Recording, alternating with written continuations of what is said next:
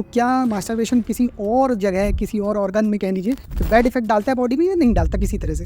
HPV की वजह से अगर लड़कियों को सर्वाइकल कैंसर होता है तो लड़कों को भी तो आजकल बहुत लोग वेप, स्मोक, अल्कोहल, स्क्रीन टाइम बहुत ज़्यादा है, तो ये अनहेल्दी लाइफस्टाइल की वजह से एग की क्वालिटी भी खत्म होती जाती है, क्वांटिटी भी खत्म होती जाती है। अच्छा, आजकल जो हुकअप कल्चर चला हुआ है और लोग मल्टीपल लोगों के साथ मतलब इंगेज हो रहे हैं, ये भी आगे लाइफ को इफेक्ट करता है? वो अपने बेटे को समझाएगी क्या, या अपनी बेटी को बताएगी क्या कि ऐसा है बेटी, तुम कॉलेज जा रही हो, कल को कुछ हो जाए तो कॉन्डोम यूज़ कर लेना। इमरजेंसी कॉन्ट्रासेप्टिव पिल्स है वो ले लेते हैं। वो इमरजेंसी कॉन्ट्रासेप्टिव पिल लेने की वजह से ये जो IVF है ये किस तरह की प्रोसेस होती है? ये क्या नेचुरल प्रोसेस है या फिर अननेचुरल? लेकिन इसी सवाल का जो बी पार्ट है वो ये है कि क्या हम इंजीनियर्ड बेबी बना सकते हैं IVF से? तो हाँ, कुछ लोगों को ये मिथ है या ये ऐसा लगता है कि IVF से बेटा हो जाता है। आपको किसने कहा IVF से बेटा होगा? एक जब फीमेल प्रेग्नेंट होती है तो अगर उसकी पूरी फैमिली की बात करें तो फैमिली एनवायरनमेंट कितना इम्पोर्टेंट है उस पर्टिकुलर फीमेल की प्रेगनेंसी के पूरे उस टाइम इंटरवल के लिए? PCOD है आजकल, वो एक बहुत बड़ी बीमारी बन गई है, वो सिर्फ इसलिए। कुछ फैक्टर्स आप मुझे बताइए, पहले तो जिनसे मेल के स्पर्म काउंट्स में इफेक्ट डालते हो बैडली, और दूसरा फीमेल्स के लिए बताइए कि वो कौन से डूज एंड डोंट्स ना करें जिससे कि उनको प्रेगनेंसी में दिक्कत आए।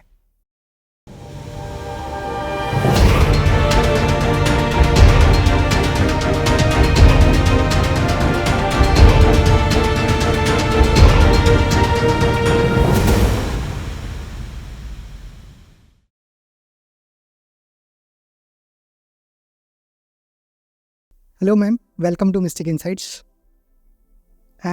मैम आपसे आज मतलब IVF के ऊपर और मेल फर्टिलिटी, फीमेल फर्टिलिटी, इन पर बात करूंगा, और आई होप कि आपके थ्रू हमारे ढेर सारे जो व्यूअर्स हैं उनको बहुत हेल्प मिलेगी।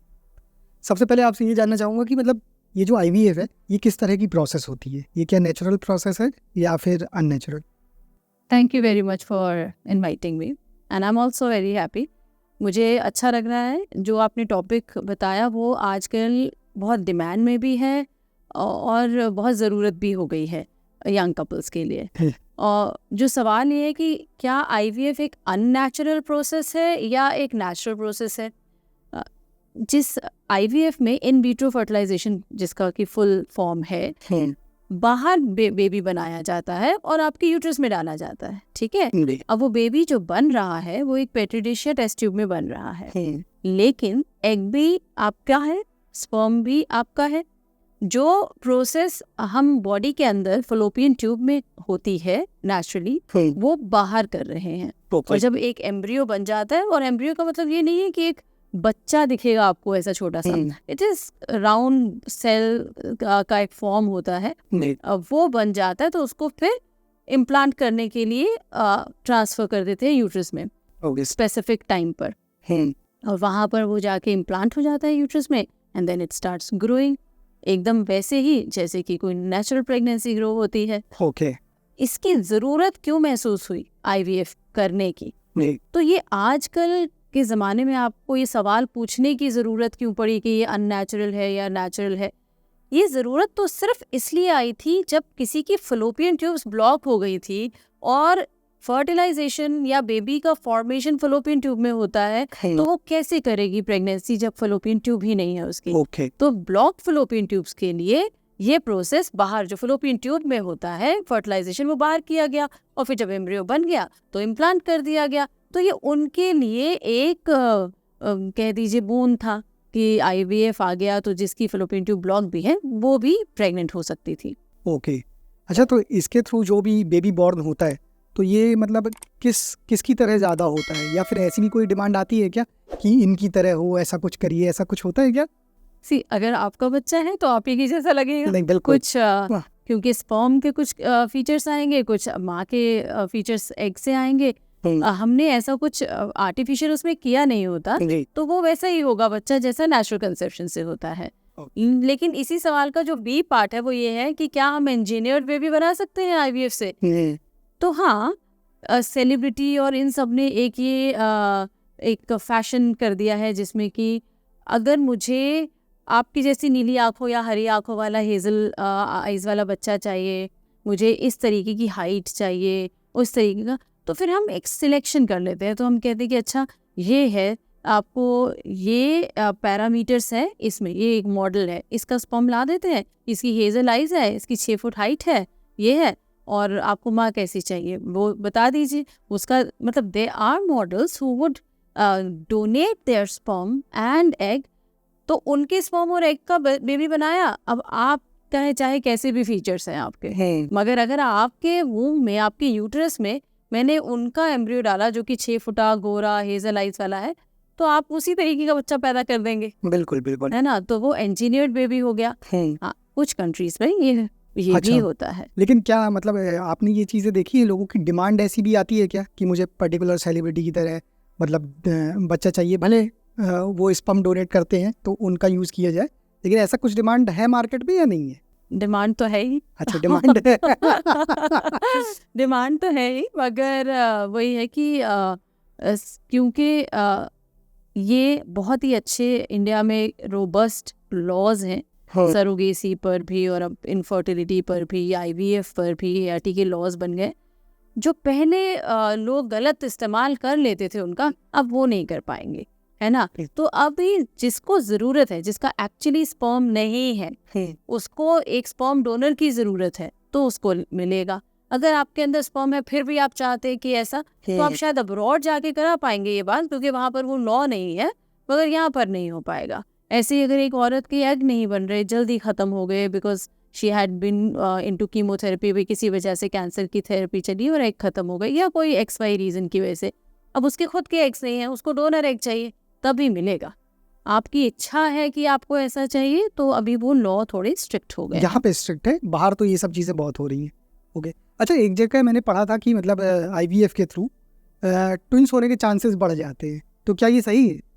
हाँ, क्योंकि IVF एक तो बहुत कॉस्टली प्रोसेस होता है, एक बहुत फ्रस्ट्रेटिंग भी होता है, क्योंकि आपको बहुत इंजेक्शंस लग रहे होते हैं, आप बहुत थक हार कर आते हैं कि अब इतने साल हो गए, 14 साल हो गए, 15 साल हो गए, नहीं हो पा रहा बच्चा, अब IVF कराना है आपने। तो जब ऐसा होता है, तब हम जब एम्ब्रियो बनाते हैं, तो अगेन लॉ से बनने से पहले हम 3 एम्ब्रियोज डाल देते थे, तो ट्रिपलेट भी हो जाते थे, 3 बच्चे भी हो जाते थे। 2 एम्ब्रियो डालेंगे तो ट्विंस भी हो जाएंगे। लेकिन जब 3 एम्ब्रियो डालते थे, तो ये सोच के नहीं डालते थे कि 3 हो जाएंगे, तो सोचते थे कि 2 तो पकड़ ही लेंगे यूट्रस को। ओके, तो जब 2 डालते हैं तो सोचते चलो 1 तो पकड़ ही लेगा, तो मतलब सक्सेस पॉसिबिलिटी रेट बढ़ाने के लिए। हाँ, तो सक्सेस रेट को बढ़ाने के लिए डाल देते थे।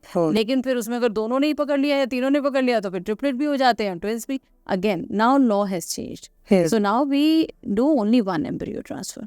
ओके, सो कई बार 2 भी करते हैं, 2 से ज्यादा नहीं कर सकते हैं। ओके, जेंडर जो है यहाँ पे ये डिसाइड होता है क्या पहले से? लोग करते डिमांड, क्योंकि ऐसे लोगों की भी कमी नहीं है कि मुझे मतलब बॉय चाहिए या गर्ल चाहिए, तो ऐसे लोग हैं क्या, या ऐसा इसमें पॉसिबल होता है क्या? ओके, सो अगर मैं यहाँ पर शेयर कर सकूँ कि जो भी मैंने बुक लिखी है, आई वॉन्ट अ बॉय, उसमें इंडियन माइंडसेट का जो ऑर्थोडॉक्स माइंडसेट है, उसमें यही है कि भाई पहला बेटा हो जाए, या फिर अगर बेटी पहली हो गई है तो अब एक तो बेटा हो जाए। तो वो एक बेटे की इच्छा ख़त्म नहीं है, चाहे वो कोई भी सोशो इकोनॉमिक स्टेटस हो और या फिर कोई भी एजुकेशन स्टेटस हो आपकी का। तो ये इच्छा तो है ही इंडिया में कि एक बेटा तो ज़रूरी है। अगर आप किसी से कहें कि 2 बेटियां भी ठीक है, तो कहेंगे कि नहीं, हमें दोनों तरीके के बच्चा चाहिए पालने के लिए, मज़ा है उसमें। ये एक बहुत ही सिंपल रीज़न है। अदरवाइज़ किसी की प्रॉपर्टी के लिए चाहिए, तो किसी को अपनी अंतिम संस्कार के लिए बेटा चाहिए, तो बेटा चाहिए है। ओके, कुछ लोगों को ये मिथ है या ये ऐसा लगता है कि IVF से बेटा हो जाता है। तो अभी अगर आप अभी से 15-20 दिन पहले का एक न्यूज़ देखें कि उसको लगा, एक कपल को, उसके हस्बैंड को, कि बेटा होगा IVF से, और 2 लड़कियां हो गई ट्विंस, और जब पता चला तो वो अबॉर्ट कराने गया और बीवी भाग गई और उसने कहा नहीं मैं तो पैदा करूंगी, और पैदा होने के बाद दोनों बेटियों को उसने मार दिया। अभी ये 20 दिन पहले की पूरी न्यूज़ आई थी। तो उसको ये लगा, और बहुत रोज़ ही आते हैं ऐसे मरीज़ के, अब ना हम एक IVF करा लेते हैं क्योंकि बेटा चाहिए। तो हम कहते हैं आपको किसने कहा IVF से बेटा होगा? ठीक है, उनको लगता है नेचुरली ही IVF में स्पर्म सिलेक्शन Y क्रोमोसोम का होता है, जो कि नहीं है। This is wrong. और दूसरी चीज़ ये है कि जो आपने कहा कि हाँ, क्या लोग पूछते हैं कि क्या बेटा ही कर दें आप, इंजीनियर्ड जेंडर कर दें आप, तो again it is a law here, यहाँ पर ये क्रिमिनल है। बिल्कुल। तो इंडिया में तो क्रिमिनल है, आप ना तो सेक्स अल्ट्रासाउंड से देख सकते हैं ड्यूरिंग प्रेगनेंसी, ना बता सकते हैं, और ना ही आईवीएफ में आप बेटा डाल दिया, बेटी डाल दी, बेटी भी नहीं, कुछ भी नहीं होता। मगर अगेन हम लोग तो बहुत स्मार्ट है ना इंडिया में, हम लोग बाहर जाके करा लेते हैं वही चीज़। ओके हाँ, मतलब जैसे आपने कहा ना कि अल्ट्रासाउंड के थ्रू जैसे देख लेते हैं कि मतलब बेबी बॉय है या बेबी गर्ल है, तो मतलब पॉसिबल है, बट लेकिन हाँ नहीं करना चाहिए क्योंकि ये एक प्रकार से क्राइम है। तो वैसे ही आईवीएफ में ये पॉसिबल है क्या कि मतलब क्या किया जाए? क्राइम है, नहीं करना चाहिए, नहीं करना, बोलना पॉसिबल चाहिए। तो देखो, पॉसिबल क्यों नहीं है, क्योंकि हम लोग टेस्ट कर सकते हैं ना, जैसे हम एम्ब्रियो का टेस्ट करते हैं कि उसमें कोई जेनेटिक अबनॉर्मैलिटी तो नहीं है। तो जब हम जेनेटिक अबनॉर्मैलिटी के लिए सारे क्रोमोसोम का काउंट देखते हैं, तो क्रोमोसोम नंबर 1, 2, 3 ऐसे हमारे पास 23 पेयर क्रोमोसोम है, जिसमें कि एक पेयर सेक्स वाला भी तो है। बिल्कुल। तो हम जब पूरा देखते हैं तो हमें पता चल गया कि जैसे किसी को 21 नंबर का क्रोमोसोम 3 है किसी बच्चे में, तो वो डाउन सिंड्रोम होगा। ऐसे ही अगर सेक्स क्रोमोसोम में एक एक्स है और एक नहीं है, 0 है, तो वो टर्नर सिंड्रोम होगा। तो वो एक अबनॉर्मैलिटी है। तो एक अबनॉर्मैलिटी तो बतानी पड़ती है ना कि देखो आपका एक बच्चे में ये क्रोमोसोमल अबनॉर्मैलिटी है। तो अगर हम क्रोमोसोम टेस्ट कर सकते हैं तो हमें पता है कि वो भी कर सकते हैं, बट वहां पर जब रिपोर्ट आती है तो इस लाइक पूरा ब्लैंक सेक्स क्रोमोसोम वाला नहीं दिखाया जाता, बिल्कुल, बाकी ऑटोसोम सारे दिखाए जाते हैं। अच्छा, आपने जैसे डाउन सिंड्रोम की अभी बात करी, तो क्या इस चीज को मतलब अगर पता है पहले से कि मतलब कुछ दिक्कतें बच्चे पे होने वाली है और जो कि उसकी लाइफ को भी इफेक्ट करेगा और पेरेंट्स को भी, तो क्या इन डिजीजेस को पहले से कंट्रोल नहीं किया जा सकता कि पहले से मतलब कुछ ऐसे चेंजेस किए जाए मेडिकल साइंस की मदद से कि सब कुछ ठीक ठाक रहे? हाँ देखिए, डाउन सिंड्रोम ज़्यादातर एल्डरली एग्स या और एल्डरली स्पर्म्स की वजह से हो सकता है। तो अगर कोई 35 साल से ज़्यादा की उम्र है किसी की और वो प्रेग्नेंट होती है, तो थोड़ी सी पॉसिबिलिटी बढ़ जाती है, क्योंकि ओवर मैच्योर एग्स की वजह से वो डिटैच नहीं हो पाता 21 नंबर का क्रोमोसोम। तो 2 के 2 माँ से चले गए, एक फादर से भी आ गया, तो वो 3 हो गए। तो हाँ, अगर हम एक सही रिप्रोडक्टिव एज में प्रेगनेंसी करते हैं तो चांसेस कम है। अगर हम लेटर लाइफ में करेंगे तो चांसेस बढ़ जाते हैं। अगर हम स्मोकिंग करते हैं तो एग की क्वालिटी खराब हो जाती है। आजकल बहुत लोग वेप, स्मोक, अल्कोहल, ये सब कुछ, स्क्रीन टाइम बहुत ज़्यादा है, जेट लैग ज़्यादा होता है, प्रॉपरली सोना नहीं है, जंक फूड बहुत ज़्यादा खा रहे हैं। तो ये अनहेल्दी लाइफस्टाइल की वजह से एग की क्वालिटी भी खत्म होती जाती है, क्वांटिटी भी खत्म होती जाती है। तो yes, there are chances, and age is the big factor. Smoking and age वो बहुत बड़ा फैक्टर है कोई भी क्रोमोसोमल अबनॉर्मैलिटी होने के लिए, and that is for both. मतलब अगर हस्बैंड भी स्मोकिंग और ये सब कुछ करता है तो उसके स्पर्म की क्वालिटी भी खराब होती है। अच्छा, तो जब भी मतलब कुछ कपल्स ये स्मोकिंग करते हैं, ड्रिंकिंग करते हैं, आजकल जैसे देखा गया है कि शादी के बाद जैसे हनीमून में गए, वहाँ भी ड्रिंकिंग चल रही है, मतलब पूरी पार्टी शार्टी, तो फिर ये इफेक्ट तो करेगी कहीं ना कहीं, क्योंकि अगर मान लीजिए कि फीमेल इसी दौरान कंसीव कर जाती है तो फिर बच्चे को तो कुछ तो इफेक्ट आएगा। हाँ देखिए, ऐसा नहीं कहूँगी कि मैंने 1 महीने में हर रोज़ पिया या हर वीकेंड पर पिया, बट उससे पहले नहीं पी रही थी, उसके बाद भी I promise not to drink and it was just for a month, तो इतना कुछ फ़र्क नहीं होता। मैं ये इसलिए भी बता रही हूँ कि कई लोग डर के मारे आ जाते हैं कि हम तो हनीमून में थे, हम तो खूब मज़े कर रहे थे, हमने तो जॉइंट लिया, हमने तो अल्कोहल लिया, अब क्या, अब हम प्रेग्नेंट हो गए, शैल बी अबॉर्टेड। नहीं, ऐसा नहीं है कि आपने 1 महीना इतना ज़्यादा लिया तो आपके तो एग्स तो बहुत सालों से आपके उसमें, अभी अचानक से 1 महीने का इफेक्ट आ जाएगा, ऐसा नहीं होता है। तो हाँ, लेकिन हाँ ये है कि अगर प्रेगनेंसी प्लान हो सकती है तो अच्छी बात है। 3 महीने पहले से ही आप अपना एक हेल्दी लाइफस्टाइल मेंटेन करिए, फॉलिक एसिड लीजिए, तो क्वालिटी अच्छी होगी, प्रेगनेंसी, एक हेल्दी प्रेगनेंसी होने के चांसेस बढ़ जाते हैं। ओके हाँ, तो मतलब ये है ना कि पहले से अगर चीज़ों को कंट्रोल किया जाए, डाइट से लेके सब कुछ, क्योंकि लोग कहते हैं कहीं ना कहीं, जैसा आप ही ने अभी बताया कि बहुत सारे जंक फूड खा रहे लोग और टीवी, मतलब स्क्रीन टाइमिंग बढ़ गई, ये सब चीज़ें हो गई, तो कहीं ना कहीं व्यक्ति को अपनी बॉडी को डिटॉक्स करने के लिए भी समय चाहिए। तो अगर बेबी प्लान कर रहे हैं तो मुझे लगता है कि मतलब दोनों को, कपल्स को, मतलब ये चीज़ ध्यान में रखना चाहिए कि हम कैसे पहले धीरे धीरे बॉडी डिटॉक्स करें ताकि एक हेल्दी बेबी को वो कर सके। बिल्कुल बिल्कुल, ये तो होना ही चाहिए। एक discipline lifestyle is very very important. और आजकल की कॉर्पोरेट लाइफ में मुझे लगता है कि सभी लोगों के पास वो ऑनलाइन ऐप है जिससे खाना मंगाया जा सकता है, तो ईजी हो गया है। और फिजिकल एक्टिविटी या एक्सरसाइज का रोल बहुत घट गया है, because they are sitting for 12 hours 16 hours straight, और ओबेसिटी बहुत बढ़ गई है, पीसीओडी बहुत बढ़ गया है। अगर आप पीसीओडी है तो एग्स की क्वालिटी वैसे ही ख़त्म हो जाती है। पीसीओडी सिर्फ इसलिए बढ़ा है कि आप एक्सरसाइज नहीं करते हैं और जंक फूड खाते हैं, तो इससे लाइफस्टाइल डिसऑर्डर, इसकी वजह से तो बहुत नुकसान हो रहा है। अच्छा, लेकिन एक टाइम आप क्या बोलेंगी कि कितने पहले से लोगों को मतलब अलर्ट हो जाना चाहिए बेबी प्लानिंग के पहले? मतलब 3 महीना, 6 महीना, 1 साल, कब से उनको हेल्दी लाइफस्टाइल जीनी चाहिए? देखिए, मिनिमम तो 3 महीना है ही, है ना, मिनिमम 3 महीना है, क्योंकि जो फॉलिक एसिड हम कह रहे हैं, विटामिन B9 है, B6 है, B12 है, उसकी डेफिशिएंसी भी नहीं होनी चाहिए, क्योंकि तीनों ही विटामिन डीएनए मल्टीप्लिकेशन के लिए ज़रूरी है, और वो आपके लिवर में स्टोर होना चाहिए। और जैसे ही आप प्रेगनेंसी प्लान करते हैं, उसी वक्त से जैसे ही मान लीजिए आपका एम्ब्रियो बन गया, तो उसके डीएनए मल्टीप्लिकेशन बहुत फास्ट होता है, तो you should have all these vitamins in your body even before hand. और अगर 3 महीने पहले से शुरू करते हैं, तो अगर एक लड़की एक्सरसाइज कर रही है रेगुलरली, स्क्रीन टाइम कम है, टाइम से सोती है, प्रॉपर खाना खाती है, तो chances of ovulation improves. Like हर महीने उसको रेगुलर टाइम पर साइकिल आ रहे हैं, तो इसका मतलब कि रेगुलर उसका ओव्यूलेशन हो रहा है, तो फर्टिलिटी के चांस भी बढ़ जाते हैं आपके। तो अगर आप 6 महीने पहले से एक्सरसाइज शुरू करते हैं, तो सोचिए 6 महीने पुरानी, अगर मैं आज की हिस्ट्री मांगती हूँ आपसे कि आपकी साइकिल्स कैसे आ रही हैं, और आप कहते हैं हाँ हर 28 दिन पर आ रही है, तो बैंग ऑन, अगर 28 दिन पर आ रही है तो 14 डे आपका ओव्यूलेशन हो ही रहा है, फिर तो बहुत लाइक सक्सेसफुल होने के आपके चांसेस बहुत बढ़ जाते हैं। As soon as you start planning you will be able to conceive.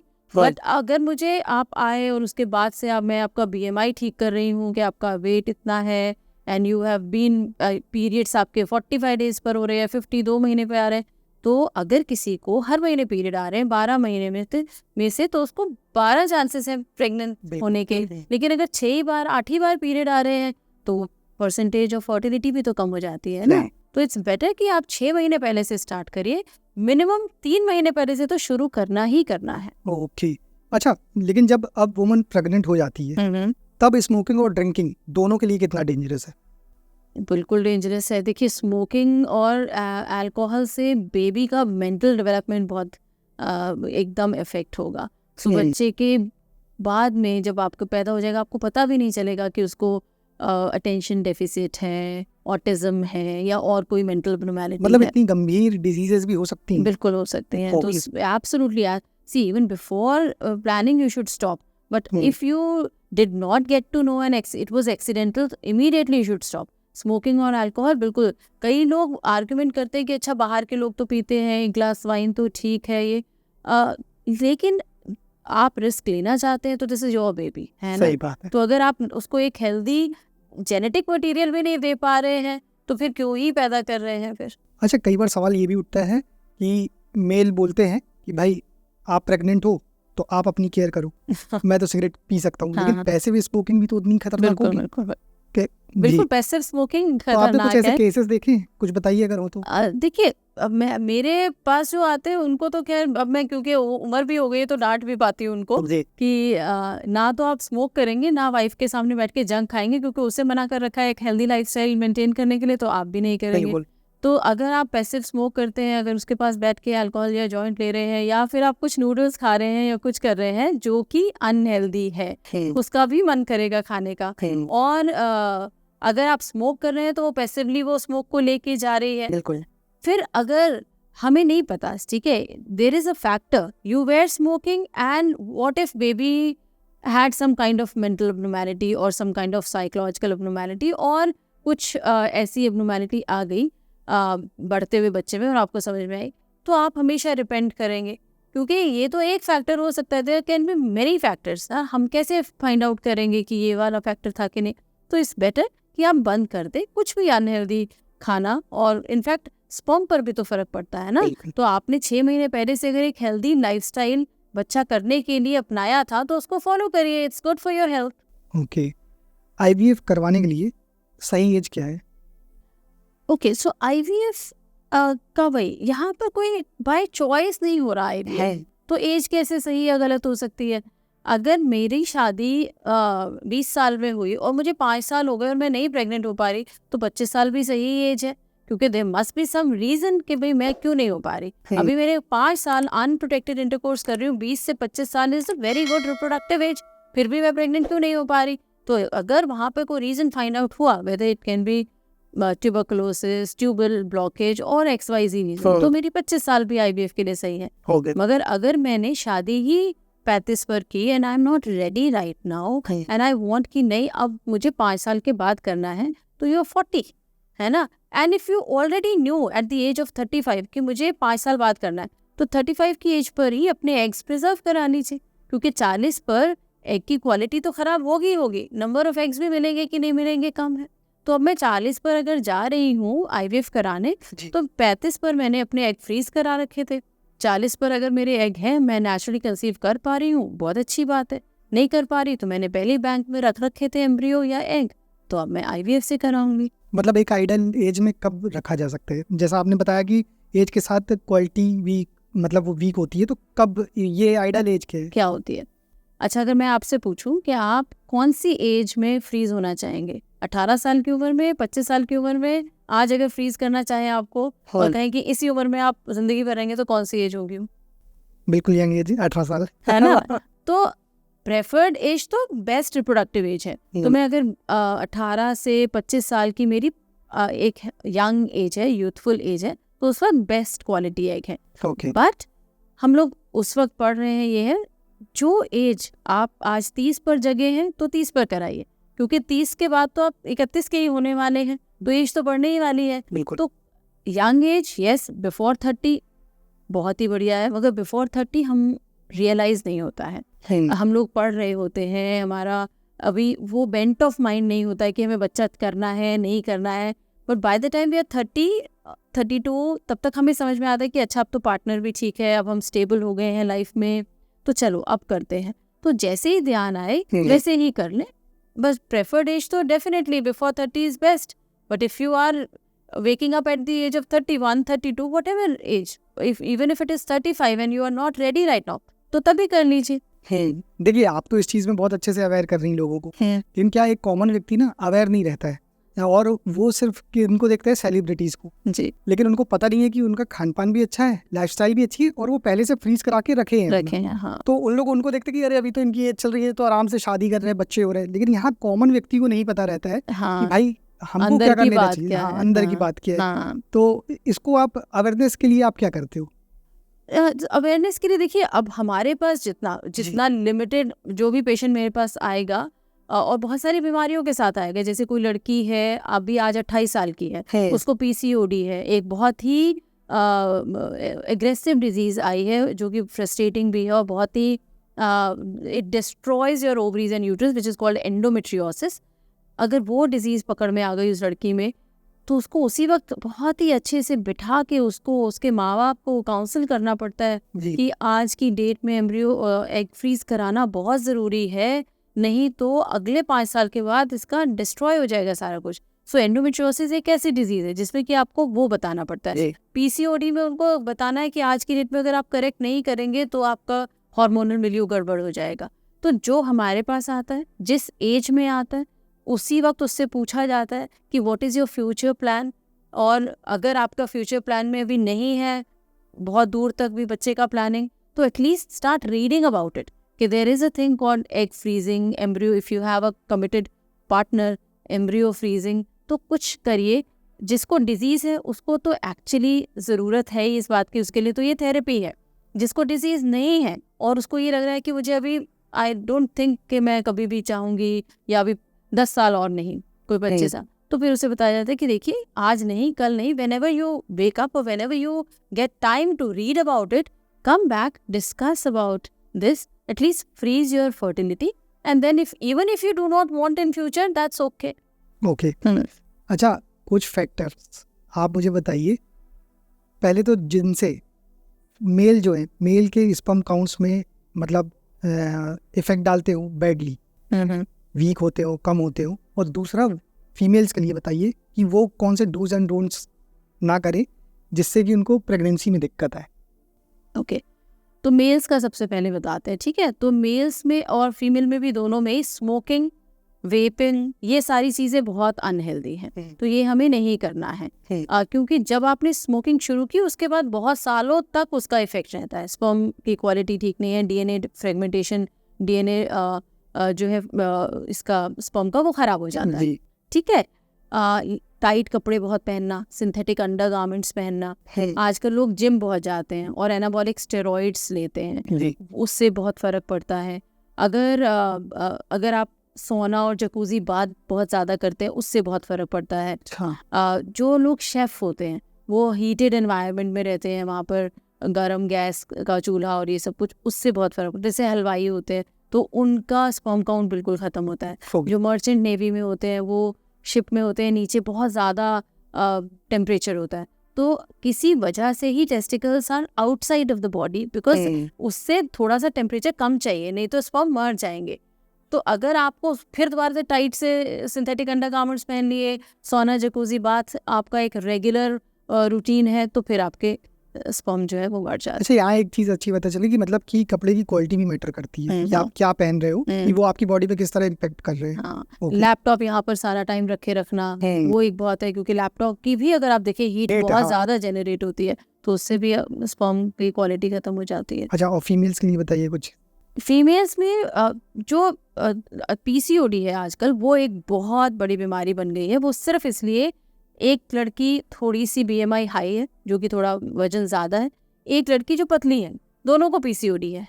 ठीक है, क्योंकि दोनों ही एक्सरसाइज नहीं कर रही हैं और दोनों ही स्क्रीन टाइम इतना ज़्यादा कर रही है कि वो जो स्क्रीन की फ्लैशी लाइट है वो ब्रेन के हार्मोनल सिस्टम को सब गड़बड़ कर दे रही है। तो अगर एक थोड़ा सा जिसका वजन ज़्यादा है उसके लिए एक्सरसाइज ज़रूरी है, तो उसके लिए भी बहुत ज़रूरी है कि जो लीन पीसीओएस है, तो आप एक्सरसाइज करिए। पहले के ज़माने में नहीं होता था, पीसीओएस सुना भी नहीं था किसी ने, क्योंकि हम या हमारी माएँ या उनकी माएँ सब लोग घर के काम ही करते थे। अभी हम लोगों ने सुना भी नहीं था कि खाना बनाने के लिए भी स्पेशली कोई घर पे आता है। लेकिन अब तो सब कुछ ही ऐसा हो गया, खाना तो आपके फिंगर उस पर आ गया। अगर काम ही नहीं कर रहे हैं, मेटाबोलाइज नहीं हो रहा है, आप इंसुलिन रेजिस्टेंट हो जा रहे हैं, आपका मेटाबॉलिज्म स्लो हो रहा है और वो फैट की लेयर आपकी ओवरी के चारों तरफ हो गई, आप ओव्यूलेट नहीं कर रहे हैं, जब एग नहीं बनता तो टेस्टोस्टेरोन लेवल हाई हो जाता है और टेस्टोस्टेरोन तो एग बनने नहीं देगा फिर दोबारा से, तो ये विशियस साइकिल है। तो अगर आप एक लड़की को हम लोग दो ही चीज़ें बोलते हैं। पहली बात, एक्सरसाइज करिए, कार्डियो एक्सरसाइज ज़रूरी है। दूसरी बात, खाने का ध्यान रखिए, खाना जंक फूड, जो भी चीज़ बेकरी प्रोडक्ट है जो बहुत इजीली डाइजेस्टेबल है वो मत खाइए। जैसे दलिया इज़ वेरी गुड, ठीक है, जो बहुत ज़्यादा फाइबर, तो फाइबर जिसमें ज़्यादा है वो स्लोली मेटाबोलाइज होगा और आपका इंसुलिन अच्छे से सिक्रीट करेगा and you would be able to metabolise your food. लेकिन अगर आप बहुत ज़्यादा फास्ट फूड खाते हैं तो वो हमारे बॉडी पर चिपक जाता है और वो हमें पीसीओडी करता है। Smoking definitely they should not be doing, long screen time they should not be doing, screen time for girls is really really bad. तो ये सारी चीज़ें उनके लिए अगर और बहुत बड़ी बात यहाँ पर ये भी है कि आजकल के बच्चे रिलेशनशिप में होते हैं, which is very good, but then they most of the time do not use contraceptive and they contract HPV virus, which is a sexually transmitted virus, which is a very bad virus. ठीक है, अगर आप sexually active हैं तो contraceptive use करिए, क्योंकि अगर आपको पेल्विक इन्फेक्शन हो गया तो यूट्रस भी ख़राब होगा इन्फेक्शन की वजह से, फलोपियन ट्यूब भी ब्लॉक हो जाएंगी। तो ये एक बहुत बड़ा कारण है बच्चियों को कि वो पेल्विक इन्फ्लेमेशन या इन्फेक्शन बहुत ज़्यादा हो रहा है। दूसरा कारण है कि वो ओवर द काउंटर कॉन्ट्रासेप्टिव, जो इमरजेंसी कॉन्ट्रासेप्टिव पिल्स हैं वो ले लेते हैं, जो 1 सिंगल टाइम होती है। वो इमरजेंसी कॉन्ट्रासेप्टिव पिल लेने की वजह से कई बार फलोपियन ट्यूब प्रेगनेंसी हो जाती है और वो फलोपियन ट्यूब रप्चर हो जाती है। तो वो भी फिर एक कि अगर आपकी फलोपियन ट्यूब ही ख़त्म हो गई है तो फिर आप प्रेग्नेंट कैसे होंगे, तो इनफर्टिलिटी के चांस और बढ़ जाते हैं। ओके, अच्छा, आजकल जो हुकअप कल्चर चला हुआ है और लोग मल्टीपल लोगों के साथ मतलब इंगेज हो रहे हैं, ये भी आगे लाइफ को इफेक्ट करता है? 2 वजह से इफेक्ट कर सकता है। एक तो मैंने बताया कि हुकअप ठीक है, एक मूवी में भी कहा गया था कि बहुत सारी चेयर्स हम पहले टेस्ट करते हैं before we finalise which is comfortable. मगर आपको बचाना तो अपने आप को है ही, चाहे वो लड़का है या लड़की है। सेक्सुअली ट्रांसमिटेड डिजीज तो दोनों को हो सकती है, HPV इन्फेक्शन तो दोनों को हो सकता है। हम लोगों को पता है कि HPV के लिए जो वैक्सीन है वो छोटे लड़कों को भी उतना ही ज़रूरी है जितना कि लड़कियों के लिए ज़रूरी है। तो 15 साल से छोटे लड़के को क्या कोई माँ HPV के लिए वैक्सीन लगवा रही है? हम अवेयरनेस ही नहीं है। एक सेलिब्रिटी ने पीछे बोला था कि उसको सर्वाइकल कैंसर से जो डेथ हुई और HPV के लिए थोड़ी अवेयरनेस फैलाई थी, तो उसके बाद फीमेल्स बहुत आई कि HPV वायरस की वैक्सीन लगा दीजिए। मगर ये किसी को नहीं पता कि सेक्सुअली ट्रांसमिटेड डिजीज सिर्फ फीमेल को ही होगी क्या? क्या HIV लड़के को नहीं होता था, तो HPV क्यों नहीं होगा उसको? तो HPV के अगेंस्ट जो वैक्सीन है वो लड़कों के लिए भी तो उतनी ज़रूरी है। तो 15 साल से पहले एक छोटी बच्ची को अगर लगना है तो लड़के को भी लगना है। तो hookup culture, whether it's okay और not, I am not the right person to say, but मैं ये सिर्फ कहूँगी यंग बच्चों को कि कॉन्ट्रासेप्शन यूज़ करिए, कॉन्डम यूज़ करिए, HPV से बचिए, HIV से बचिए, हेपेटाइटिस B, हेपेटाइटिस C, सभी सारी सेक्सुअली ट्रांसमिटेड डिजीजेज जो हैं वो आपको इफ़ यू यूज़ कॉन्डम तो नहीं होगा, और फ्यूचर फर्टिलिटी भी बची रहेगी, और कैंसर भी नहीं होगा जो सर्वाइकल कैंसर HPV की वजह से हो सकता है। HPV की वजह से अगर लड़कियों को सर्वाइकल कैंसर होता है तो लड़कों को भी तो ओरल और पेनाइल कैंसर होता है कि कौन बताता है? किसी को पता ही नहीं है। अच्छा, आज आपके थ्रू तो ये अवेयरनेस मिल रही है, लेकिन मुझे ये बताइए, अपने देश में आज भी मतलब सेक्स एजुकेशन की बहुत कमी है। तो आपने इतने सारे फैक्टर्स बताए जो लोगों को मतलब कंसर्न पहले करने चाहिए, देखने चाहिए, लेकिन कोई भी व्यक्ति मतलब कैसे अवेयर हो, कहाँ से ये चीज़ें मतलब इन्फॉर्मेशन ऑथेंटिक ले सकता है, और क्या उसे मतलब इसके पहले उसे क्या सोचना चाहिए कि वो अवेयर रहे अपनी सेक्स लाइफ के लिए, मतलब कि वो कुछ गलती ना कर बैठे, चाहे मेल हो चाहे फीमेल। मुझे ऐसा लगता है कि डिजिटल तो सब हो ही गए हैं, है ना, हर एक के पास फ़ोन है, लेकिन गलत इन्फॉर्मेशन डिजिटल में ज़्यादा वायरल हो रही है। हाँ, अभी एक बात बताइए, जैसे गलत इन्फॉर्मेशन हो रही है, क्या सही इन्फॉर्मेशन नहीं हो सकती? बिल्कुल हो सकती है। देने वाले क्यों नहीं दे रहे हैं सही इन्फॉर्मेशन? तो जो इस वक्त स्पोक्स पर्सन हैं, जिनके बड़े बड़े नाम हैं, जिनके लोग फॉलोअर्स हैं, वो क्यों नहीं बता रहे कॉन्ट्रासेप्शन? सारी लड़कियां देख रही है, सारे लड़के देख रहे हैं, क्यों नहीं बोल रहे कि कॉन्डम यूज़ करना ही है? HPV वायरस का वैक्सीन जो है आ गया है, लड़कों तुम लो जाके, लड़कियां तुम लो जाके पैप स्मीयर कराओ, सर्वाइकल कैंसर स्क्रीनिंग करो, बोल सकते हैं ना? तो जब ये बोला, जब कोई इमरजेंसी कॉन्ट्रासेप्टिव पिल को इतने सबको पता है, इतनी ऐड हुई, इतना ऐड हुआ, सबको पता है, तो क्या हम अगर एक ऐड से कुछ भी हमारे मतलब अभी जो मैंने नूडल्स का बोला, एक नूडल्स वो इतना सबको पता है, दुनिया भर को पता है कि नूडल्स का सिनोनिम ही वही है ना? तो क्या हम ये नहीं फैला सकते? बिल्कुल। लेकिन रिस्पॉन्सिबिलिटी किसकी है? देखिए, ज़्यादातर लोग इस पे बात भी नहीं करना चाहते ना। क्यों नहीं करना चाहते? अभी देखो, हम ये एक्सपेक्ट तो नहीं कर सकते कि 80% इंडिया की पॉपुलेशन जो कि खुद ही कंफर्टेबल नहीं है, हस्बैंड वाइफ खुद से ही कंफर्टेबल नहीं है बात करने की। गाँवों में आपको लगता है हस्बैंड वाइफ ऐसे सेक्स की बात करते होंगे? कभी लड़की बोलती होगी, या कभी आपकी माँ ने बोला होगा कि मुझे ऑर्गेज़म नहीं हो रहा, तो अब आपके फादर को कैन यू इमेजिन दैट? नहीं, वो अपने बेटे को समझाएगी क्या, या अपनी बेटी को बताएगी क्या कि ऐसा है बेटी, तुम कॉलेज जा रही हो, कल को कुछ हो जाए तो कॉन्डोम यूज़ कर लेना, या फिर कॉन्ट्रासेप्टिव पिल यूज़ कर लेना? कोई नहीं बताता ना, क्योंकि वो कॉन्वर्सेशन है ही नहीं हमारे। तो 80% जनता तो वो ही है। 1-2% एजुकेटेड लोग हैं जो कि या तो माँ या फादर कंफर्टेबल है बात करने में, या फिर those kids are smart enough to come to gynaecologist and ask. The very few percentage of people. अभी मैं अपनी बेटी को बता सकती हूँ, मगर मैं आई डोंट एक्सपेक्ट कि बहुत सारी औरतें बता रही होंगी। तो अगर वो नहीं बता सकती तो क्या ये सोशल मीडिया की रिस्पॉन्सिबिलिटी नहीं है? बिल्कुल। जब गलत चीज़ें फैलाते हो तो सही क्यों नहीं फैलाते? सही क्यों नहीं सिखाते हैं? सही बात है। अच्छा, जैसा आपने अभी बताया था कि एज के साथ क्वालिटी स्पर्म्स की वीक होती जाती है, लेकिन आज ये भी देखा गया है कि इवन 18, 19, 20 साल के भी जो लड़के हैं, बॉयज़ हैं, उनकी भी स्पर्म क्वालिटी अच्छी नहीं है, जंक फूड, डेली लाइफस्टाइल की वजह से। लेकिन जो व्यक्ति अगर अच्छे से अपनी एक हेल्दी लाइफस्टाइल जीता है, वर्कआउट कर रहा है, प्रॉपर डाइट ले रहा है, सब कुछ, तो फिर वो मतलब इस तरह उसके स्पर्म मतलब फिर कब तक हेल्दी रहते कि उसको कभी दिक्कत नहीं होगी मतलब फादर बनने के लिए। तो देखिए, ऐसा है कि जो एज रिप्रोडक्टिव एज है वो तो मेन के लिए भी है, अगर 40 साल 45 साल जी। मतलब बहुत ज़्यादा, अगर जैसे अगर लड़की की हमने 35 कही तो बॉयज़ की 40 तक है, जी। 40 तक बहुत अच्छे होंगे। अच्छा, उसके बाद एक ये भी बात होती है कि 45 के बाद कई बार लिबिडो भी कम हो जाती है। कई बार एक ऐसी पोजीशन पर आप हैं जहाँ पे आपको टाइम भी नहीं है, तो वो लेवल भी, तो सेक्स की फ्रीक्वेंसी भी कम हो जाती है, तो वो वाली सारी चीज़ें भी तो मैटर करती है उस वक्त।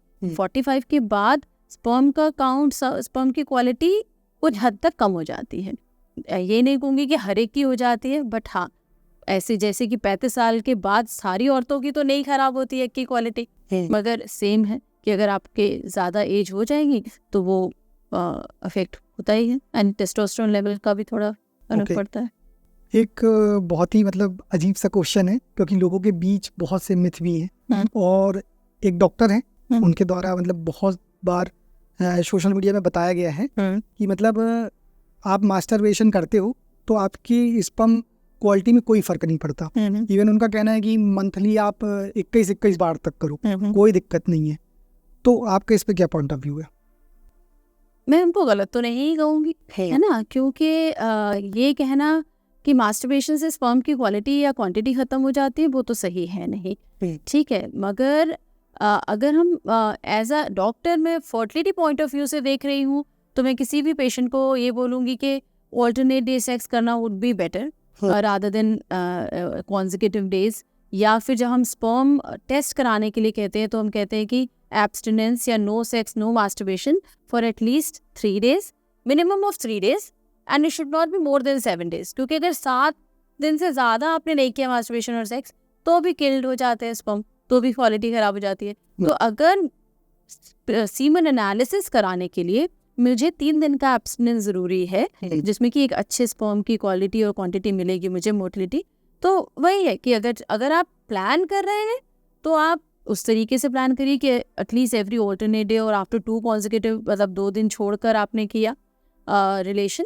मगर अदरवाइज अगर ये कहा जाए कि क्या मास्टरबेशन से खत्म हो जाएंगे स्पर्म या क्वालिटी खत्म हो जाएगी, no, I don't think that is true. लेकिन ये तो आपने जैसे कपल्स के लिए भी बता दिया, लेकिन मैं ये पूछना चाहूंगा जिन लड़कों की शादी नहीं हुई है लेकिन वो रेगुलर बेस पे ये चीज़ करते हैं, ठीक है, चलिए आप स्पर्म पॉइंट ऑफ व्यू से बता रहे हो कि उसमें कोई दिक्कत नहीं होनी है, लेकिन क्या अगर हम ओवरऑल हेल्थ की बात करें तो क्या मास्टरबेशन किसी और जगह, किसी और ऑर्गन में कह लीजिए, या किसी भी तरह से बैड इफेक्ट डालता है बॉडी में या नहीं डालता किसी तरह से? साइंटिफिकली स्पीकिंग हमने नहीं पढ़ा कि मास्टरबेशन से कोई बहुत बैड इफेक्ट होता है, whether it's related to male और फीमेल। ओके, अच्छा, सरोगेसी के बारे में बताइए मुझे थोड़ा सा। ओके, तो सरोगेसी अगेन अभी तो ART लॉ बन गया है, तो आपको आपका यूटरस या वूम एक्चुअली अनहेल्दी होना चाहिए, तभी आपको एक सरोगेट दूसरी मदर में आपका बेबी डाला जाएगा, और वो आपका रिलेटिव होना चाहिए। So new ART law says अच्छा कि अभी अगर मुझे मेरा यूटरस ठीक नहीं है तो मैं अपनी कोई डिस्टेंट या नियर रिलेटिव के वूम में अपना बेबी डालूं, and then she should carry that. I think ये लॉ इसलिए भी बन गया क्योंकि पीछे इसका बहुत गलत इस्तेमाल किया गया। औरतों को छोटे छोटे गांवों से लाकर उनको एक हॉस्टल में रखा गया जहाँ की बहुत अनहेल्दी कंडीशंस थी, उनको उनके खाने के भी पैसे जो उनको पैकेज दिया गया उसमें से काटते थे, तो वो क्यों अच्छा खाना खाएंगी जब उसको पता है कि जो अगर उसे मान लीजिए मुझे 100 रुपये दिए गए और मुझे कहा कि इसमें से 20 रुपये का तुम खाना खा रही हो इस बच्चे के लिए जो तुम्हारे पेट में, वो कहेगी मैं नहीं खाती खाना, ये मुझे 100 के 100 चाहिए हैं, क्योंकि मैं इतनी दूर अपने बच्चों से दूर आके इतनी गंदी कंडीशन में यहाँ पर रह रही हूँ, बच्चों से आप मिलने नहीं दे रहे मुझे, तो मैं खा ही नहीं रही, मैं इतना ही खाऊंगी, मैं 2 रुपये का खाना खाऊंगी, मैं बाकी के 18 रुपये बचा लेती हूँ। वो एक ह्यूमन ट्रैफिकिंग जैसा हो गया था। हॉस्टल में भरी पड़ी हैं प्रेग्नेंट फीमेल्स जो कि सरोगेट, और जो बायोलॉजिकल पेरेंट्स उनको पता भी नहीं है ये बात कि उनकी क्या कंडीशन है वहाँ पर, और जो उनको पैसा प्रॉमिस किया गया था वो बीच में धल्ले ही खा गए, तो 100 रुपये में से उनको वो भी नहीं मिला, वो भी बहुत कम मिला, और फिर उसको वो भी परेशान हो रही है कि मुझे अपने बच्चों के पास जाना है, हेल्थ वीक हो रही है, एनीमिक हो रही है, नहीं खा रही। बायोलॉजिकल पेरेंट्स तो बेचारे अपनी तरफ से पैसा दे रहे हैं कि तुम रोज़ अंडे खाओ, तुम रोज़ दूध पियो, मगर वो पैसा नहीं मिल रहा उसको तो उसी के पैसे में से वो सब बीच में सब घपला हो रहा है। अब वो 34 7वें 8वें महीने पे आते आते वो कहती है मेरे को बहुत पेन है, मैं बहुत अनकम्फर्टेबल हूँ। तो वो उसी वक्त ही बच्चा निकलवाने के चक्कर में रहती है कि जल्दी जाऊँ, ठीक है। और एक बार 2 बार, अच्छा ये है कि अब 34 वीक पर वो करें तो सिजेरियन ही होगा, नॉर्मल होगा नहीं, चाहे उसका नॉर्मल हो चुका। तो एक बार सिजेरियन कराया, फिर दोबारा लेके आ गए उसको आफ्टर अ ईयर, फिर दोबारा कराया, उसकी हेल्थ पर ख़राब, उसका यूट्रस ख़राब हो रहा है, उसकी लाइफ कितना ज़्यादा रिस्क पर है अगर वो 3-4 सिजेरियन करा रही है, मरने की हालत हो रही है उसकी। तो ये इतना गलत, मतलब जब तक कुछ रेगुलेशन ही नहीं है, जब तक रेगुलेशन नहीं होगा तो सब कुछ गलत करने वाले तो बहुत लोग ही हैं। बिजनेस हो गया, बहुत ही ज़्यादा गलत हो गया। तो अब वो उसको बंद कर दिया गया कि ये नहीं करना है, बिल्कुल भी नहीं करना है। उन औरतों की मैटरनल मोर्टेलिटी है, उन बच्चों को जो 2-3 बच्चे छोड़ कर हैं, उनको माँ नहीं मिल रही, उनकी हेल्थ खराब, तो नाउ दैट इज स्टॉप। अब जो है एक रोबस्ट लॉ बन गया है ये आर्टिकल, उसके अंतर्गत जो है आपको आप ही का कोई है तो करा लीजिए सरोगेसी। उसमें जो पहले सेलिब्रिटीज ने उसका इतना एक्सप्लॉइट किया जी, अब वो खत्म हो गया। तो अब ये है कि फाइल बनती है प्रॉपर, उसमें अगर आपका यूट्रस ठीक नहीं है तभी आपको परमिशन मिलेगी। अच्छा, मतलब फाइल भी चाहिए होगी और आईडी वगैरह भी लगती होगी, सब मतलब कुछ पूरा फाइल जाएगा, एक पूरी की पूरी कमेटी है, वहां से अप्रूव होके आएगा तभी होगा। So it is difficult now. Okay, IVF में वैसे कितना कॉस्ट आता है अगर कोई आईवीएफ कराता है तो एक लमसम ही बता सकती हूँ, क्योंकि सेंटर टू सेंटर तो फर्क पड़ेगा ही। तो 1 लाख से 2 लाख तक कुछ एक साइकिल का आता है कॉस्ट। ओके, अच्छा, कुछ आप ऐसा कुछ बता सकते कि इस दिशा में और कुछ रिसर्च हो रही है, मेडिकल साइंस किस ओर जा रही है अबाउट आईवीएफ? जी, आईवीएफ हो गया, फीमेल्स मेल्स को लेके, मतलब फर्टिलिटी को लेके हो गया कुछ भी? नहीं, तो ऐसा रिसर्च तो अभी तो देखिए जैसे स्टेम सेल्स के ऊपर काफ़ी सारा काम चल रहा है। और अब स्टेम सेल्स अगर अब तो मल्टीप्लिकेशन के भी मेथड्स आ गए हैं, तो मुझे लगता है कि फ्यूचर में शायद इससे थोड़ा फ़ायदा हो कि हम लोग यूज़ कर पाएँ इसको।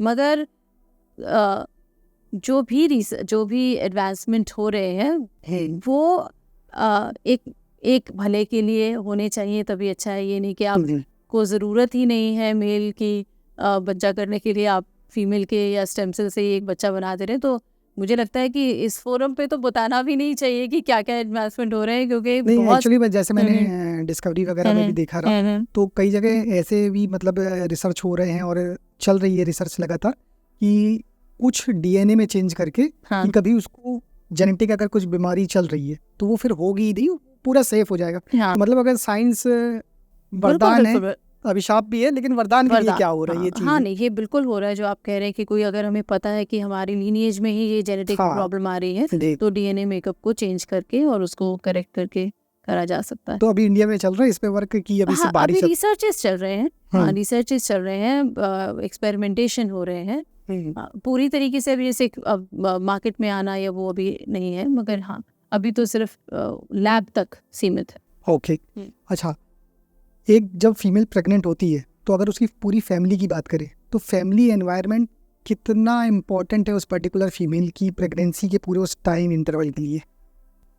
तो देखिए जैसे प्रेगनेंसी तो है ही बहुत ज़्यादा टैक्सिंग किसी भी फीमेल के लिए, और आजकल बच्चियों के लिए इसलिए भी ज़्यादा है क्योंकि वो प्रेगनेंसी के साथ साथ उतना ही काम भी कर रही हैं जितना कि उनका मेल काउंटर पार्ट कर रहा है, मतलब जॉब का। ठीक है, तो अगर मुझे ऐसा लगता है कि अर्बन पॉपुलेशन में कहीं हद तक ये एक्सपेक्टेड नहीं है कि वो घर का भी करे, मगर वो सारी जगह नहीं है। आप जॉइंट फैमिली में रहते हैं तो ऐसा नहीं है। तो अगर वो 12 घंटे की जॉब कर आ रही है and if you expect her to do some household chores also, it becomes difficult. ठीक है, और दूसरा ये बात है कि अगर, और हम लोग जैसे अब as a gynaecologist I tell her कि भाई आपको एक्सरसाइज करनी है, बट अगर वो 10-12 घंटे का काम कर रही है तो वो नहीं हो पा रहा है, तो फिर मदर इन लॉ कह रही है कि एक्सरसाइज नहीं कर रही तो फिर पोछे ही लगा लो।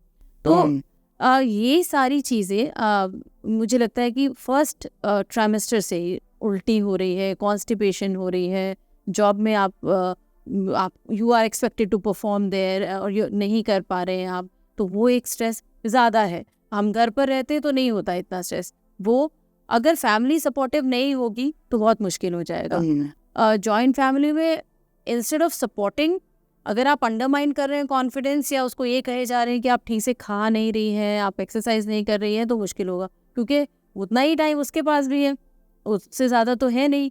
फिर सेकेंड ट्राइमेस्टर में है कि अब जो मिथ हो गए हैं वो और भी ज़्यादा मुश्किल कर देते हैं कि आप झुक नहीं सकती, आप सीढ़ियाँ नहीं चढ़ सकती, किसने बनाई ये, हमने तो नहीं बोला एक्चुअली कभी इसमें भी। बहुत सी चीज़ ये भी कंफ्यूजन रहता है कि बहुत से लोग कहते हैं कि प्रेगनेंसी के समय ज़्यादा हार्ड वर्क मत करो, हाँ मतलब कि रेस्ट करो। वहीं दूसरी ओर एक ग्रुप ये कहता है कि हार्ड वर्क करो, मतलब थोड़ा फिजिकल वर्क करो, हाँ, हार्ड वर्क नहीं कहूँगा, हाँ, सॉरी, हाँ, फिजिकल वर्क करो तो डिलीवरी नॉर्मल हो नॉर्मल हो सकती सकते है हैं, और हाँ। ईजी होगा। तो आप इस पे क्या कहेंगे? नहीं, मैं यही कहूँगी कि देखिए, आप हार्ड वर्क प्रेगनेंसी में ही क्यों कर रहे हैं, आप शुरू से क्यों नहीं कर रहे हाँ, हैं? वो तो तो फिजिकल एक्टिविटी, आप अगर आपके हस्बैंड जिम जा रहे हैं या सोचिए क्रिकेट खेलने जा रहे हैं, तो वो भी तो शाम को सुबह किसी तरीके से टाइम निकाल रहे हैं, नहीं निकाल रहे तो निकालें, तो आपको भी करना है। तो अगर कोई कहता है कि ठीक है, अगर आप फिजिकल एक्टिविटी वैसे नहीं कर पा रही तो घर के कामों में कर लीजिए, क्योंकि अगर अलग से टाइम नहीं निकाल पा रही, otherwise it's good that you also go to gym. आप पहले से ही स्विमिंग कर रही हैं, आप पहले से ही जिम जा रही हैं, आप पहले से ही एक्सरसाइज कर रही हैं, तो that should be the norm during pregnancy also. तो अगर प्रेगनेंसी में पहले दादियाँ, नानियाँ और माएँ हमारी सारे घर के काम कर लेती थी, या एक लेबर क्लास वर्कर 10-10 बच्चे पैदा कर रही है और वो पत्थर भी तोड़ रही है, या हमारे घर में आने वाली मेड 4 घरों के काम करके आ रही है, पोछे, झाड़ू, बर्तन सब कुछ, और फिर भी बच्चा पैदा कर रही है, तो हम ये कह के कि हमारी बॉडी तो ट्यून्ड ही नहीं है, तो क्यों नहीं करी फिर ट्यून्ड? ओके। कई लोग अगर ये एग्जाम्पल दिया जाता है तो वो कहते हैं कि नहीं, हम आदत नहीं है ना हमारी बॉडी को, मसल्स है, तो कर लीजिए, अब बना लीजिए, अब आदत बना लीजिए, क्योंकि ये सारी अगर आप नहीं करेंगे एक्सरसाइज, तो या तो आपको जेस्टेशनल डायबिटीज़ हो जाता है, या जेस्टेशनल हाइपरटेंशन हो जाता है, या पैर लटकाए इतने घंटे बैठने से बच्चे की ग्रोथ रिस्ट्रिक्ट हो जाती है, बच्चे को ब्लड सप्लाई प्रॉपर नहीं मिल रही है, तो कोई बंदा कोई कॉम्प्लिकेशन होना शुरू हो जाती है। तो start doing exercise, and family should support here, husband should support here कि भाई मैं भी घर का काम साथ में कराता हूँ, दोनों इकट्ठे एक्सरसाइज करेंगे, दोनों एक साथ घर का काम खत्म करते हैं, और ये सपोर्ट तो फैमिली से ही आएगा, चाहे वो ड्यूरिंग 9 मंथ्स हो या फिर पोस्ट डिलीवरी हो, कि आप post delivery you are expecting कि मदर ही सारा कुछ करेगी, जो कि अभी तक किसी कंपनी की CEO थी या अभी तक किसी कंपनी में टीम लीडर थी, वो आज वो रिड्यूस हो गई कि बस दूध पिला रही है और कुछ और काम नहीं कर पा रही है, या चाहती है तो भी नहीं, अखबार नहीं पढ़ने दिया जा रहा, या घर से बाहर, कमरे से बाहर नहीं निकलने दिया जा रहा, तो भी वो डिप्रेशन में चली जाती है। तो सबकी रिस्पॉन्सिबिलिटी है कि उसको एक इंडिविजुअल की तरह ट्रीट करे, जो कि एक लड़की भी है, जिसकी अपनी एस्पिरेशंस भी हैं, जो कि दूध तो पिलाएगी ही पिलाएगी, और साथ साथ और भी काम करना अलाउ किया जाए if she is willing to do, है ना, if she is getting proper sleep. तो अगर प्रॉपर स्लीप मिल रही है, खाना मिल रहा है, दर्द से अब वो डिलीवरी का दर्द और इन ब्रेस्ट फीडिंग के दर्द से थोड़ा सा राहत मिल रही है, और वो चाहती है कि वो जो अपना काम कर रही थी वो करे, तो उसको एक होलसम इंडिविजुअल की तरह ट्रीट किया जाए। तो ये फैमिली का सपोर्ट तो यहाँ पर बहुत ही ज़्यादा ज़रूरी है। अच्छा, आपने सब पॉइंट्स को कवर किया। एक चीज़ और चाहूँगा कि ये बताइए प्लीज़ कि किस तरह की डाइट फीमेल ले सकती हैं, मतलब डाइट में कुछ ऐसी चीज़ें बताएं कि उनको भरपूर एनर्जी भी मिले, मेंटल पीस भी रहे, क्योंकि कुछ डाइट मेंटली भी बहुत इफेक्ट करती हैं, गुड वे में भी। तो ऐसे कुछ बताइए ना प्लीज़। सो सबसे पहला कि फाइबर बहुत होना चाहिए हमारी डाइट में, तो हमें बेकरी प्रोडक्ट्स जो इंस्टेंटली आपका शुगर बढ़ाते हैं वो नहीं चाहिए हैं। तो हमारी इंडियन उसमें बहुत अच्छा है कि दलिया हम लोग ग्रेट करके सारी वेजिटेबल उसमें डालें, और एक दलिया सुबह शाम खाएं, उससे आपका कॉन्स्टिपेशन नहीं होता, एनल फिशर नहीं बनता, पाइल्स नहीं बनते, और शुगर लेवल नहीं बढ़ता। तो वो एक हो गया। सब्जियां बना के, ड्राई फ्रूट्स आप खा सकते हैं, ये कहना कि ड्राई फ्रूट्स गर्म होते हैं, गर्मियाँ है, तो भिगो के खाइए, कोई प्रॉब्लम नहीं है, सब तरीके के सीड्स खाइए, बादाम है, अखरोट है, अंजीर है, सब खाइए। और अगर आपको फिर अच्छा लगता है कि दलिया में सारे के सारे डालिए सीड्स, और उसमें बहुत सारे फ्रूट्स डालिए, और एक होलसम मील बना के दूध के साथ वो ले लीजिए। तो ग्रीन लीफी वेजिटेबल, फ्रूट्स, ये बहुत ज़्यादा ज़रूरी है। कई लोगों का ये मानना है कि दूध में आजकल बहुत हार्मोन्स हो रहे हैं, तो हम दूध कैसे लें? तो ठीक है, हम लोग कैल्शियम देंगे, मगर कैल्शियम आपका पनीर से, दही से आना बहुत ज़रूरी है। पूरी प्रेगनेंसी में आपको पावर पैक फ्लूइड 2-3 लीटर लेना है। तो अगर आपकी दाल बन रही है तो 1 गिलास उसमें से पानी उबला हुआ निकाल कर वो ले लीजिए, वेजिटेबल सूप ले लीजिए, या दाल का पानी ले लीजिए, या 2-3 लीटर लस्सी पी लीजिए, मीठी है, नमकीन है, लेमन वाटर ले लीजिए, कोकोनट वाटर ले लीजिए, तो 2-3 लीटर पानी सादा तो पीना एक्सपेक्टेड नहीं है आपसे। तो आप इस तरीके से पूरा पावर पैक्ड, और इन सब चीज़ों को लेने से बच्चे में ग्रोथ रेस्ट्रिक्शन भी नहीं होता और amniotic फ्लूइड की कमी भी नहीं होती। प्रोटीन हमें एक्स्ट्रा चाहिए। इंडियन डाइट में प्रोटीन बहुत कम है क्योंकि नॉनवेज ज़्यादातर लोग खाते नहीं हैं।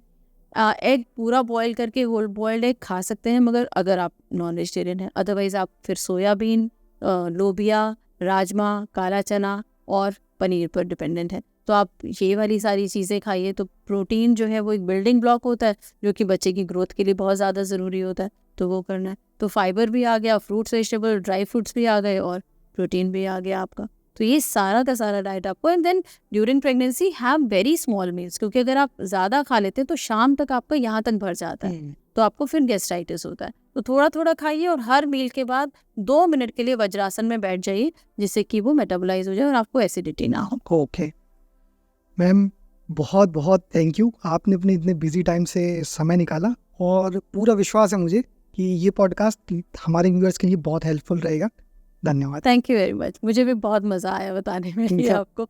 और मुझे हमेशा ही अच्छा लगता है कि अगर, जैसे मैंने आपसे बोला अभी, कि आप लोगों की ये रिस्पॉन्सिबिलिटी है कि आप लोग सही ज्ञान बांटे उन्हें, क्योंकि आप लोगों के बहुत मिलियन फॉलोअर्स हैं। अगर आप लोग इतने फॉलोअर्स हैं और वो सही बात उन्हें पता चल जाएगी और एक से एक जुड़ती जाती है इन्फॉर्मेशन, तो इंडिया थोड़ा सा जल्दी बेहतर बन पाएगा। सही है।